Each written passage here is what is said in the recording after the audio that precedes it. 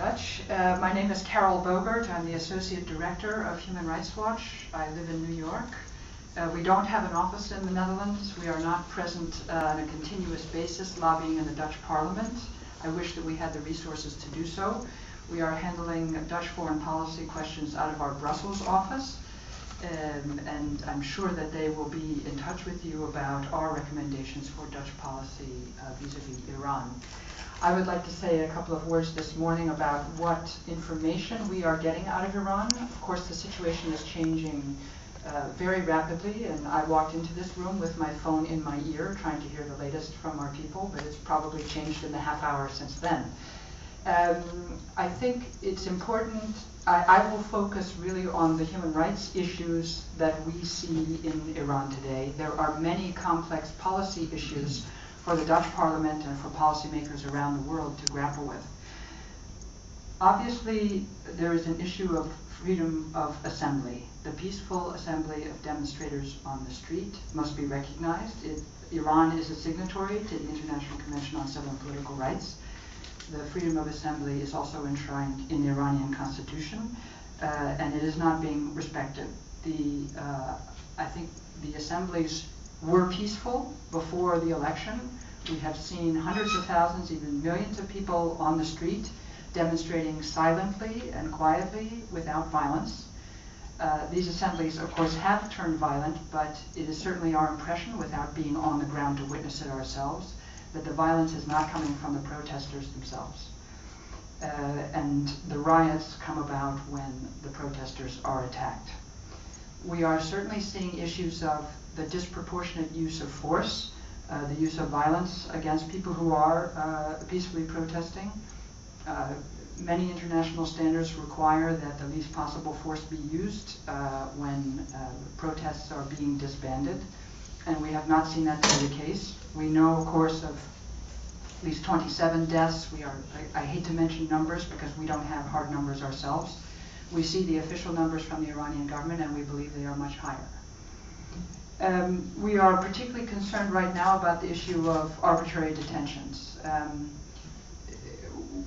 which really is connected to the category of disappearances, since many people are simply being brought into custody with no information whatsoever to their family members, to their loved ones, no access to a lawyer. They are held in incommunicado detention. This, of course, gives rise to fears that they will be tortured in custody. There is a strong precedent for this in Iran, and we have documented this in dozens of reports over many years, the use of torture in detention. We have the names of about 240 politically prominent people, students, journalists, campaign workers, politicians, now foreign journalists also who have been detained. We know that some of those people have then been released. We're unable to ascertain exactly how many. But the point is, the numbers are probably much, much higher than that. This is only what we are able to ascertain by telephone. I should say here that in general, Human Rights Watch conducts investigations in the field. We send people to the countries we are researching. We are working in 80 countries around the world. And this is one circumstance where we are not able to have investigators on the ground. So we are working at one remove, as I think all of us in this room are. I want also to draw attention to the role, we have recently confirmed the role of Saeed Mortazavi, the prosecutor of the Islamic Revolutionary Court and the Prosecutor General of Tehran. It is clear now that he is in charge of the prosecution of these cases that will be now coming forward, and that the people who are in detention are under his control. And I want to say a couple of words about him because anyone who knows anything about Iran, this name should ring some terrible alarm bells. Our research has showed his participation in torture, in illegal detention, in the coercing of false confessions. In April 2000, he was then a judge of Public Court Branch 1410. He led really a crackdown on dissent, ordered the closing of more than 100 newspapers and journals. In June of 2003, Zahra Kazemi, an Iranian-Canadian photojournalist who died while in custody under Mortazavi. Her lawyers have said that Mortazavi himself participated directly in her torture. And in 2004, Mortazavi organized the arbitrary detention of more than 20 bloggers and journalists. Many of them were held in secret detention, in solitary confinement, and forced to sign confessions.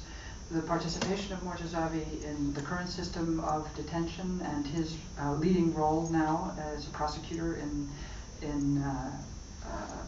these events is, I think, cause for grave concern. And we are very concerned about the people who are currently in detention in Iran. We have spoken just recently with the father of Amir Hussein Shemshadi. He's leader of the youth, one of the leaders of the youth section of the Mousavi campaign. And his father has told us that he has had no calls, no contact, no information about his son. The authorities showed no warrant when he was detained. And although the Iranian law requires that family members be promptly informed of charges against him, we have not seen this happen.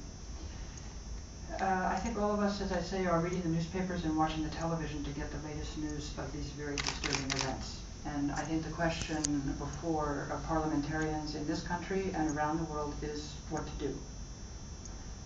This is not a simple question.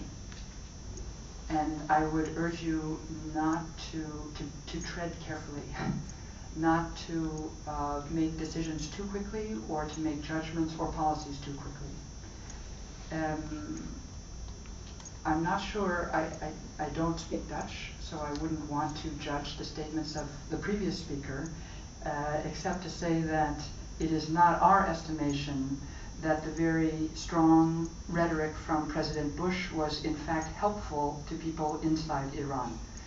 The information that we have from our colleagues who are fighters and defenders of human rights inside Iran, people like Shirin Ebadi, the Nobel Peace Prize winner, is that the rattling of sabers, the threats of war, and the extremely aggressive rhetoric that we have heard from some quarters, not only the United States, has not been helpful.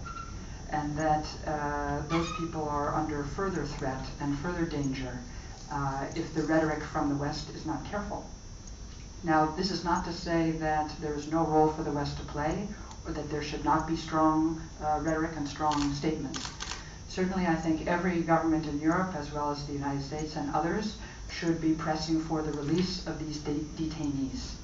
And I would certainly argue that a human rights focus and a focus on the issues that I have just raised, which are emergencies in Iran at the moment, they are happening today, they are happening right now. People are being tortured, I think, as we speak. And to raise these kinds of issues in an urgent manner is entirely appropriate, and we hope that the Dutch government will do so. The further questions about Dutch policy towards Iran, which include questions of nuclear weapons and many other issues, are not something at Human Rights Watch that we seek to address, but we would certainly urge that there be a close and immediate and emergency focus on the human rights issues that we are very concerned about. Thank you for your attention.